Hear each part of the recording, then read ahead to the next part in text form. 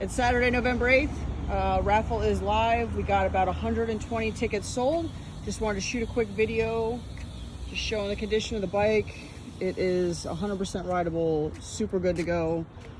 Quite frankly, guys, I'm just doing a new build, so I'm sure somebody needs to see this, but let's start her up.